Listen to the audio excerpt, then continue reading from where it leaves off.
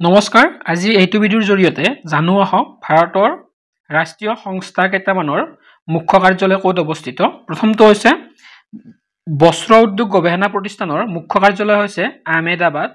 National institute of ইমিউন'লজিৰ মুখ্য কাৰ্যালয় হৈছে নতুন Delhi.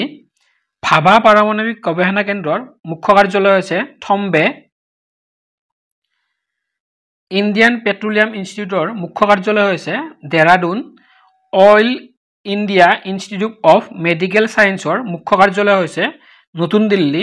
Tata institute of fundamental ৰিচাৰ্চৰ মুখ্য কাৰ্যালয় হৈছে মুম্বাই।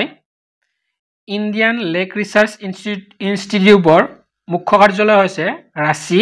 কেন্দ্ৰীয় ইন্ধন গৱেষণা প্ৰতিষ্ঠানৰ মুখ্য কাৰ্যালয় হৈছে জলগোদা। ভাৰতীয় জৰীপ বিভাগৰ মুখ্য কাৰ্যালয় হৈছে দেৰাডুন। ভাৰতীয় বতৰ বিজ্ঞান মানৱ নিৰীক্ষণ কেন্দ্ৰৰ মুখ্য কাৰ্যালয় হৈছে পুনে। কেন্দ্ৰীয় বন গৱেষণা প্ৰতিষ্ঠানৰ মুখ্য কাৰ্যালয় হৈছে দেৰাডুন।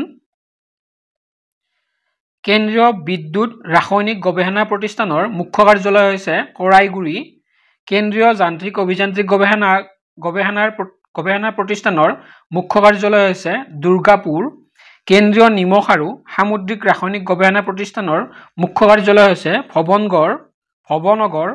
ভাৰতীয় ৰাষ্ট্ৰীয় ঘাইপথ প্ৰাধিকৰণৰ মুখ্য কাৰ্যালয় হৈছে নতুন দিল্লী।